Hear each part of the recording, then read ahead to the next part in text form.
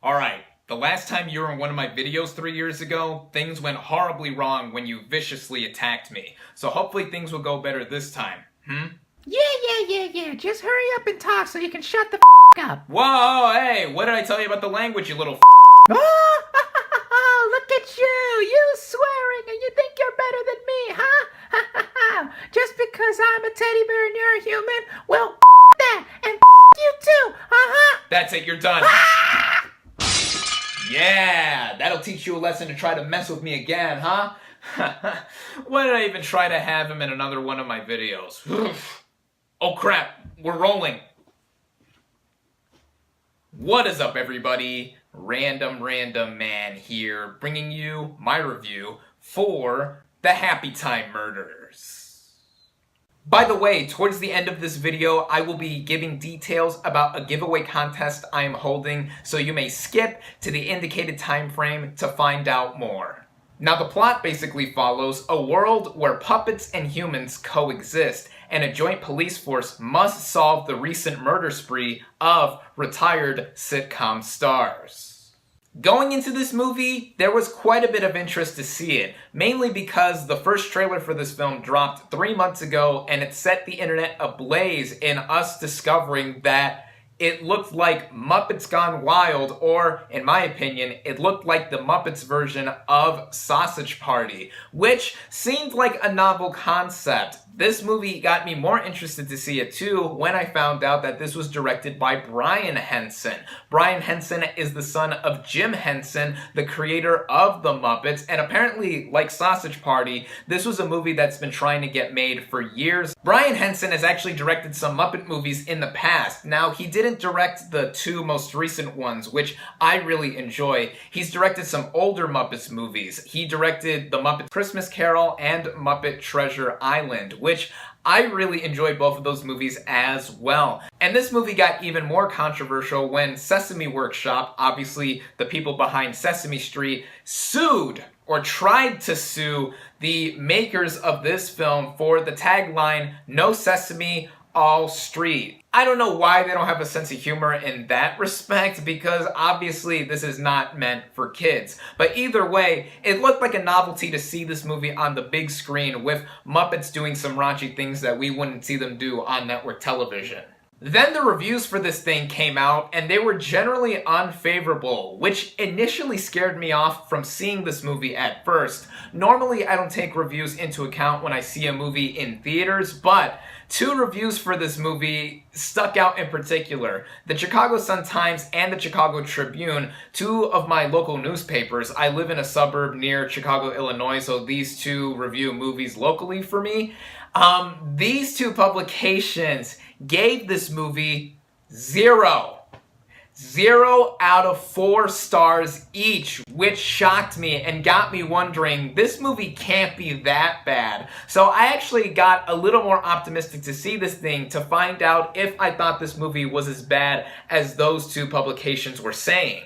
Well, starting out with the cast and their performances, our 2 leads here are Melissa McCarthy as Detective Edwards, a human cop assigned to this titled Happytime murders case, and Bill Beretta puppeteering and voicing Phil Phillips, the puppet cop assigned to the same case as McCarthy. These 2 in the movie were actually ex-partners, but now they're assigned to this case together again. These 2 I felt were some of the more noteworthy performers of this film, as these are our central leads, and the chemistry between these 2 I actually thought was quite nice. We see that there is some bad blood between them in the past, and now them working together again in a world where puppets and humans coexist and they aren't on the best of terms, it was quite interesting to see play out. And then with the rest of the humans here, we have Maya Rudolph as Bubbles, the secretary to Phil Phillips. I thought she was a delight to see in some scenes. Joe McHale plays Agent Campbell, a stern FBI agent who really didn't get that much to do, and he was just there to be angry and be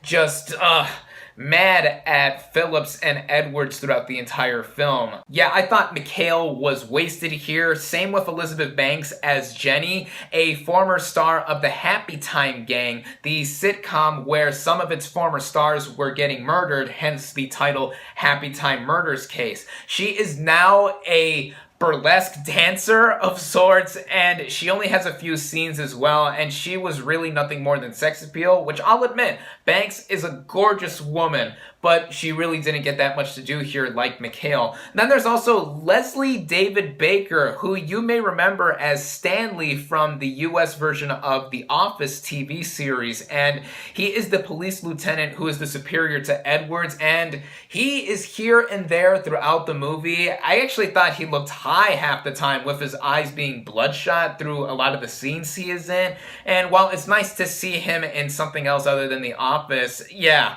I thought he was wasted here as well. So there's not much to say with the performances other than our two leads here, McCarthy and Beretta. I thought these two were quite good. The writing in this film definitely sets itself up to be a film noir reminiscent of something like Who Framed Roger Rabbit, where a human character and a non-human character are both tackling a case to be solved. In the Happytime murders, of course, it's a human detective with a puppet character both trying to set out who is out to murder these retired sitcom stars. As this movie begins, we do get to see a glimpse of this world where these puppets and humans are coexisting together, but we're only presented that on a basic surface level. We are never given a firm establishment of what the rules are with this universe, like how did these puppets come into existence and who even created them for that matter. This didn't seem to matter at first when we are introduced to our two lead characters, but as the movie progressed, there's a revelation with McCarthy's character specifically that really backs up how we really aren't given a full sense of how this world functions. Then when the humor comes into play, bigger problems do arise. The comedy of this film, as it was clearly presented to us with that first trailer, shows that this is a hard R, raunchy comedy involving puppets doing naughty things. At first, seeing this movie pan out early on, it is funny to see these puppet characters swear, do sexual stuff, as a lot of us have grown up with Sesame Street and the Muppets, and we wouldn't expect these characters to do or say those kind of things. But I say it is funny at first though, because as the movie pans out and it gets around the halfway point, it is just hammering in the same one joke over and over and over again of these Muppets doing things we wouldn't expect them to do. And really, I was asking myself, are these guys really not going to do anything more creative with a concept like this? The more raunchiness this movie showed, the more it got old and the less I laughed, as this movie wasn't very funny after a while, and I was so sick of hearing these puppets say fuck or shit every 2 seconds. Now, I had a similar complaint with Sausage Party 2 years ago when I first saw and reviewed that with these animated food characters swearing up a storm too.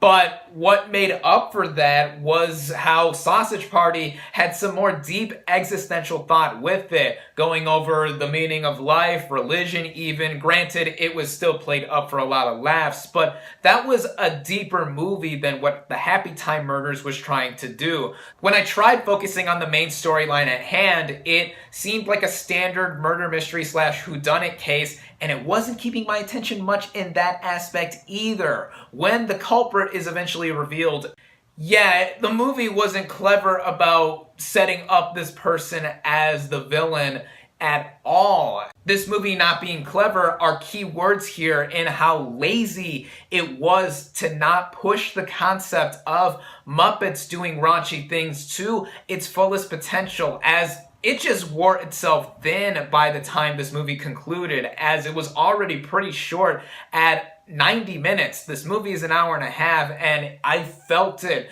trying to reach for itself by the end of its narrative. When it comes down to it, the good stuff that this movie has to offer was basically given away in that first trailer. So really, not too many more sight gags or any shock value is shown off here, save for one specific reference to Basic Instinct, like, One pro I will say this movie does have, though, is with the puppetry. The puppeteering work I really admire shown off here. As the end credits were playing, we do get to see behind-the-scene glimpses of how some of these characters were brought to life, either by regular old-fashioned puppeteering or with some CGI. Some people were wearing green screen outfits, and obviously they were digitally removed in post to have these characters walk on two legs, which I thought was quite impressive. At times, it had a tendency to look dodgy, specifically with the green screen CGI backgrounds, but overall, with the work here, the designs of the puppets and their movements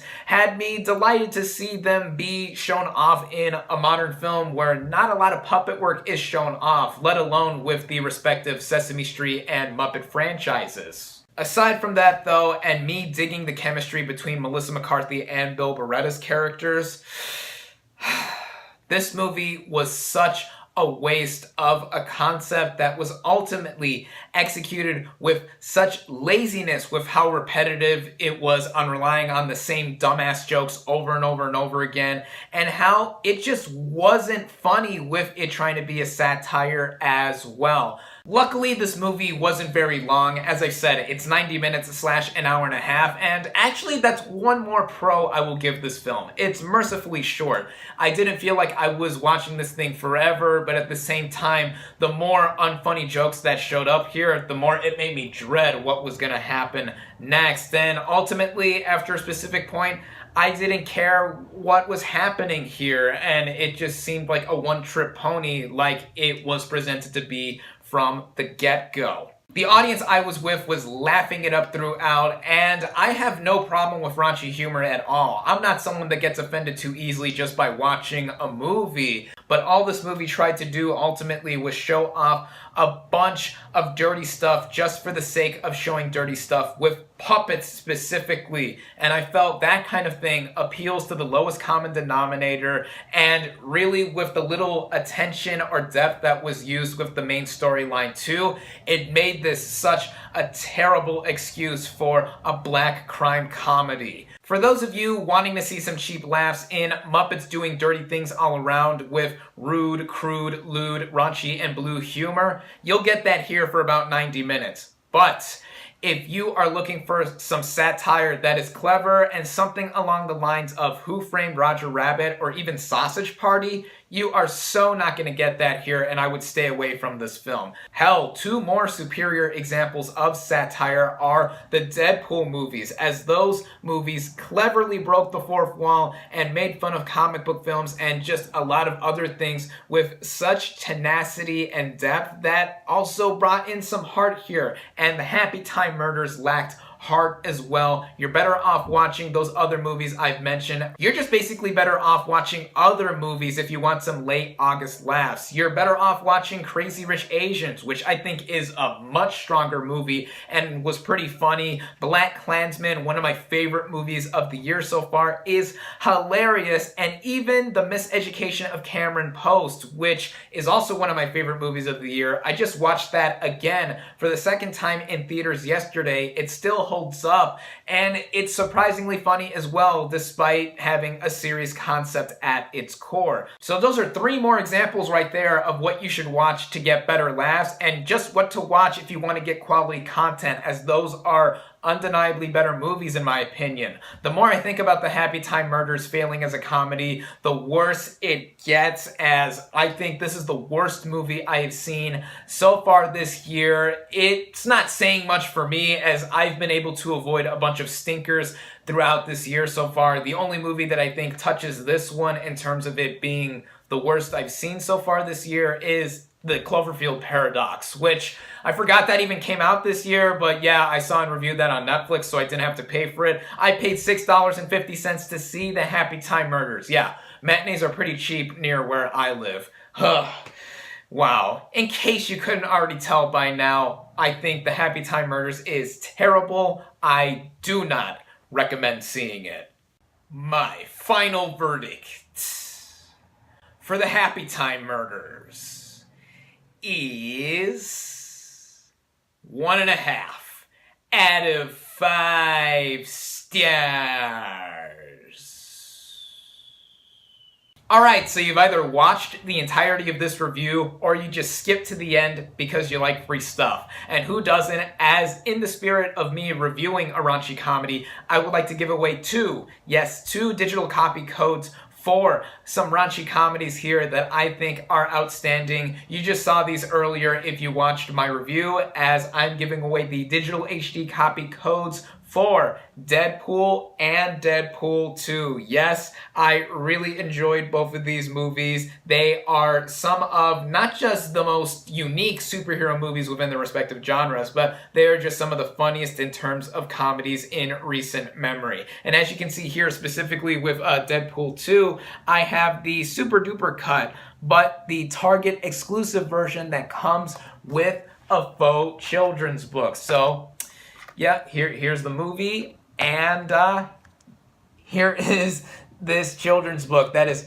hardcover and fully illustrated and actually giving some plot threads of the movie itself, but told as a parody of a children's book, which, yeah, that's so funny. That's so funny. I really enjoyed this film, as I said. I actually prefer this to the original. Controversial opinion, but it's mine. Yeah, my silly opinion. So to win either digital copy code, the rules are as follows. Rule number 1, you must be subscribed to this channel prior to August 31st. You must be subscribed before that date.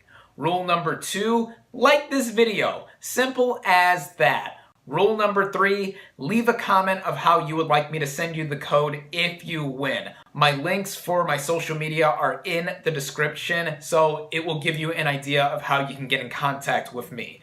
And also, on a bit of a side note, I will be picking the winner at random, but one person per code. So there are going to be a total of 2 winners. You're either going to win the Deadpool code or the Deadpool 2 code, which, by the way, includes both the theatrical and extended cuts of that film.